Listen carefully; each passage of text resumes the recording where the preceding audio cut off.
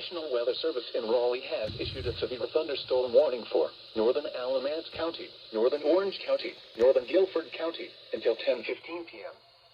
At 9:29 p.m., severe thunderstorms were located along a line extending from near Reedsville to near Ellisboro, moving southeast at 30 miles per hour. Hazard, 60 miles per hour wind gusts and quarter-size hail.